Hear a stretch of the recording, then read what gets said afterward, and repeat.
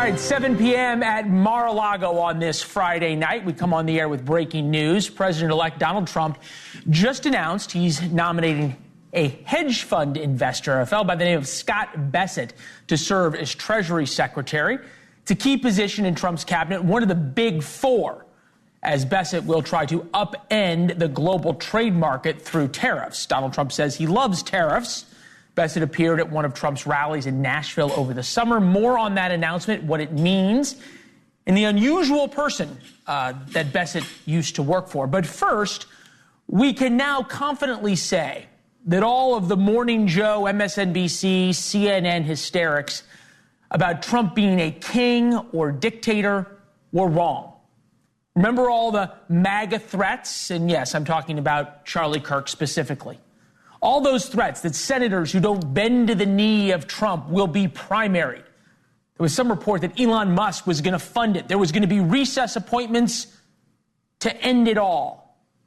Those threats were not worth the tweets they were written on. With that, we welcome you to the Farish Network on television. Turns out Donald Trump is just like any other president. All the talk of a completely unified party with Trump as the MAGA king. It lasted 1.5 Scaramucci's.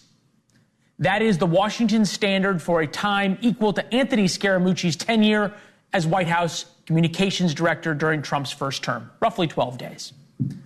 Politico writes, the implosion of Matt Gaetz' nomination for Attorney General reveals the president-elect isn't all-powerful despite the Republican trifecta in government. You could almost see the glee coming from the Politico scribes. In other words, this proves Trump is like every other president. That is the standard line from every cable TV show tonight. There's almost gleeful rejoicing that Trump failed and that Matt Gaetz withdrew his nomination for Attorney General. Now let me tell you why all of the other partisan shows, they missed the real lesson of the last 48 hours. Let's start with Trump's pick for Attorney General, his new one, Pam Bondi, the former Attorney General of Florida. Suddenly the left must acknowledge that they may not like her, which they say over and over, but they have to say she is highly qualified, which she is. And that is not just us saying it. Pam Bondi is, without a question, qualified to be Attorney General. She's been a prosecutor for 20 years in Florida. For 8 of those, she was the Attorney General of the state. That's a very big, very complicated job. And that level of experience is on par with or better than most United States Attorneys General that we've seen over the past 50 years or so. Bondi's better than Gaetz. At least she's got legal experience. At least she's got prosecutorial experience. At least she's got managerial experience. She is a dangerous and effective pick, and that's frankly worse than what we would have got with Matt Gaetz. Somehow Donald Trump has gotten MSNBC to say somebody is worse than Matt Gaetz, which MAGA world absolutely loves. Trump win number 1. And Trump now knows which senators will challenge him. That is very useful information for him. Widely reported that 4 senators told him they would absolutely not vote to confirm Gaetz. Outgoing Senate Minority Leader Mitch McConnell, Lisa Murkowski of Alaska, Susan Collins, Maine, Senator-elect John Curtis of Utah. Those senators have now shown their friends and family that they would stand up to Trump. They did. And now everybody can cut deals.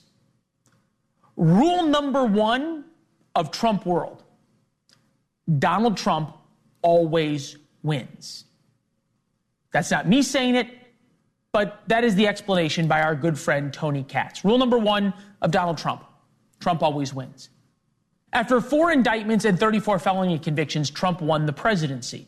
He won after each one of those indictments. The rejection of Matt Gaetz before Thanksgiving means nothing to him or his political fortunes, as much as every other pundit or cable news show or partisan hack will tell you. Trump always wins for a lot of reasons, but perhaps the most important one is because he genuinely doesn't care who he leaves in a heap of rubble on the side of the road. Matt Gaetz is now posting pictures of himself fishing and at bars. We told you Matt Gaetz would never get through. It was never even a possibility. Trump demands loyalty up, but gives none going down. He did nothing to save Gates' nomination for Attorney General. He certainly didn't have that promised fight over recess appointments. That was going to be his golden ticket. He was going to get every Republican in line for recess appointments. It fell apart. More importantly, Trump realized he couldn't, rather he didn't have the power to order senators to change their votes. The most unhappy person after Matt Gaetz dropped his bid to be Donald Trump's Attorney General, other than Gaetz himself, is Pete Hegseth. That's our buddy Chris Cillizza. Hegseth is the nominee for Secretary of Defense. So when you are in doubt about something in American politics, ignore the partisan news and refer to rule number 1 of Trump. Trump always wins. We begin tonight with Chris Cillizza, journalist and senior advisor of the DGA Group. Good to see you, my friend.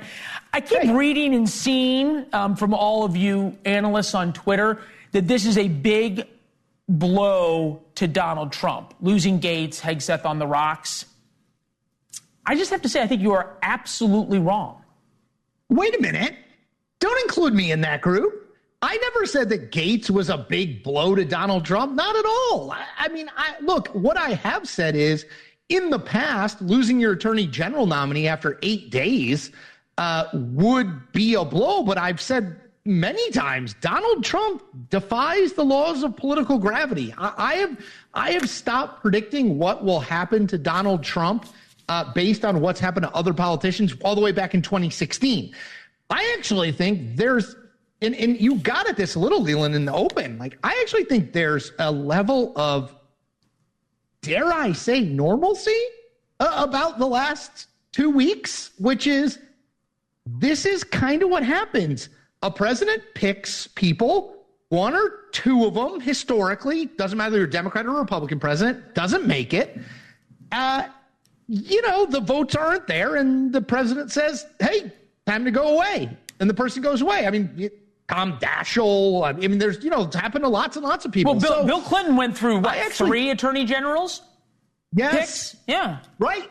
This whole Zoe Baird thing, right? This stuff does happen. I think we have a tendency, and you mentioned this, we have a tendency with Trump to always assume the extreme is true. And I think that the Gaetz thing failing is actually proof, at least a proof point. I don't know if it's conclusive proof, but a proof point that all of the worries that the Senate was going to capitulate. You talked about this. Senate's going to capitulate. Advice and consent is over. He's going to recess the Senate and appoint whoever he wants. This is exactly how the Senate works. I'm going to sum this up for you. It's Friday night. All the hacks were wrong, and Leland was right in his monologue. Thank you very much. I'm glad you see things the same way, I do. And look, Donald Trump, through all of this, seems to be back to having fun Trump. Here he was at Mar-a-Lago with an event for mothers of influencers. Take a listen.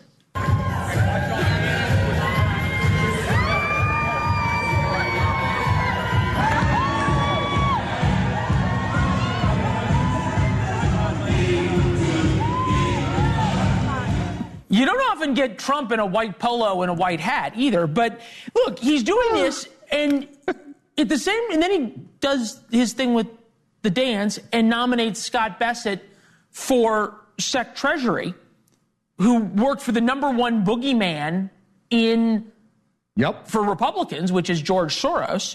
Yep. There seems to be this alignment, right? And maybe we're seeing this with Donald Trump, the sort of progressive wing of the Democratic Party and the populist wing of the Republican Party.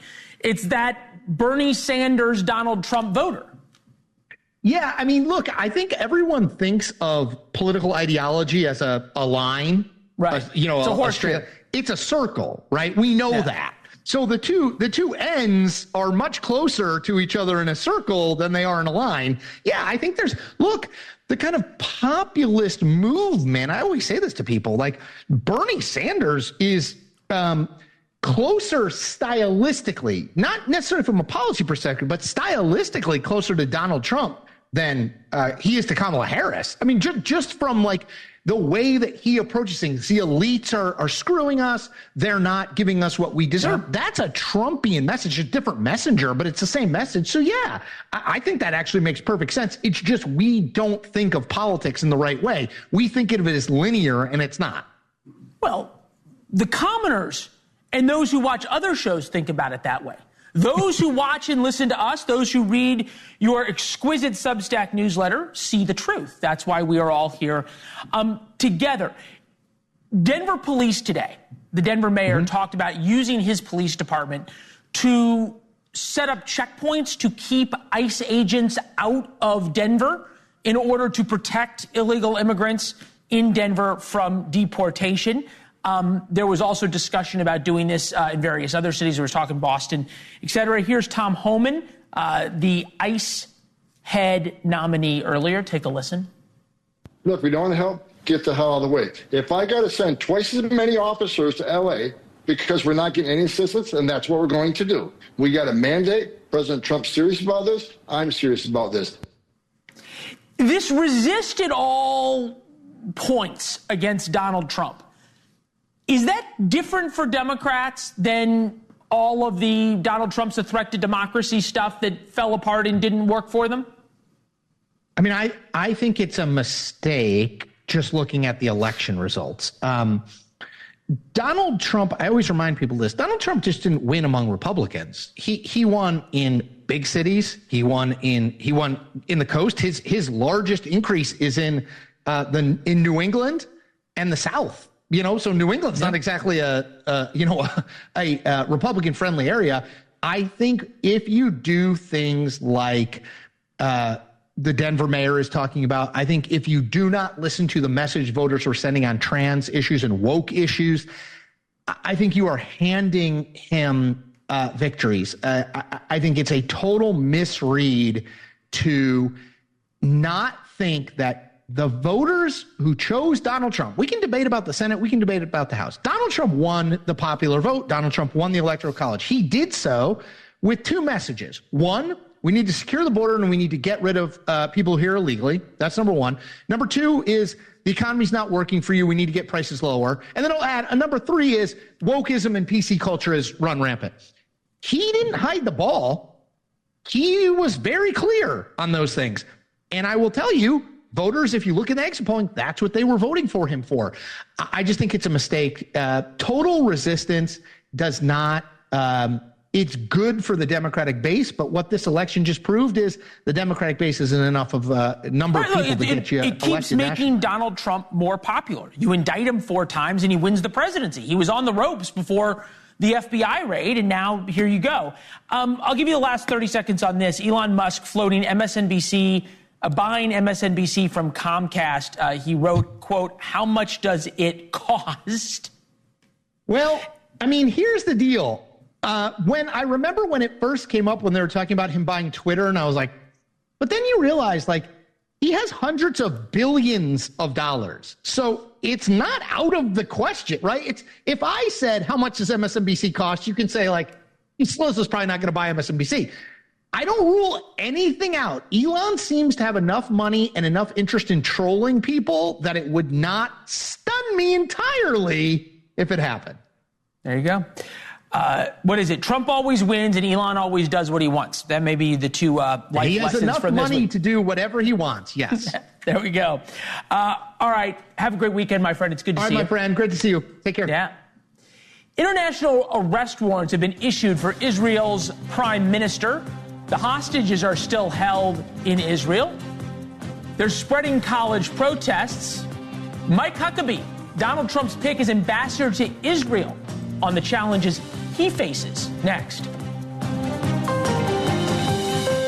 Now, of the 3 capitals that will decide the fate of the world and what Donald Trump's presidency looks like: Moscow, Washington, D.C., and Jerusalem. President Biden still can't or won't talk to the American people about new threats from Vladimir Putin. In Moscow today, Putin claimed his hypersonic Frontier missile can evade American air defenses. Putin used the missiles to strike Ukraine with devastating accuracy. The Russian strongman claimed his missile reached speeds of Mach 10. You can see the multiple warheads raining down on Ukraine. What makes this missile particularly scary is it can carry both conventional and nuclear payloads, so when it's launched, you don't know which one is coming. In Jerusalem, Prime Minister Benjamin Netanyahu continues to align himself with Donald Trump. Think of it as America and Israel against the world, or at least against Iran. That will be very different than the current U.S.-Israel relationship, which is either at or near a breaking point. The man entrusted with rebuilding and strengthening our relationship with Israel is former Governor Mike Huckabee, Trump's nominee for United States Ambassador to Israel.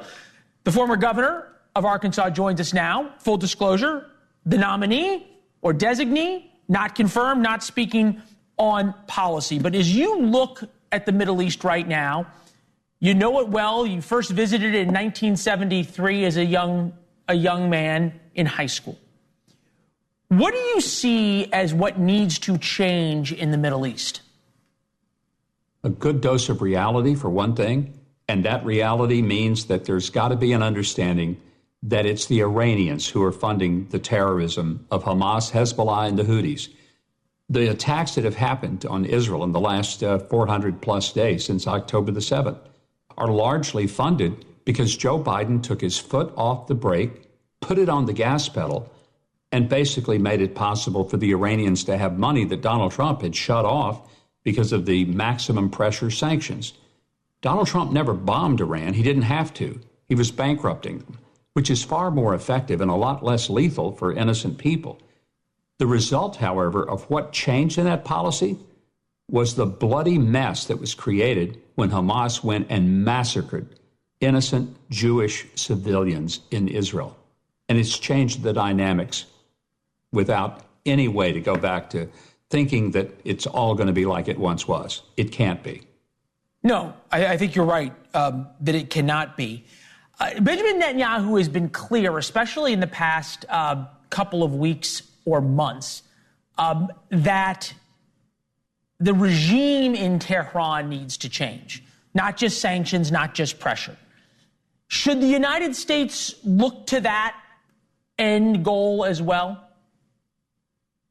I think the world needs to look to it. Quite frankly, let's face it, Leland, every Gulf state in the Middle East would be delighted if there was regime change. I don't think they're probably going to say it publicly, but don't you think there would be celebrations in Saudi Arabia, in the UAE, perhaps even in Qatar? I can't think of any Muslim-led nation that wouldn't be better off if there was a regime change, because the Iranians are not really interested in building a neighborhood where everyone can kind of get along and create diplomatic relationships and share tourism and trade. They've never been into that. They are for annihilating Israel and ultimately the U.S. And one of the stupid things that happens in this country is when Americans think that all of this is just going to be contained there, that the Iranians have no intention beyond Israel. If they can just get them from the river to the sea, it's over. They've repeatedly said, Israel is the little Satan, we're the great Satan.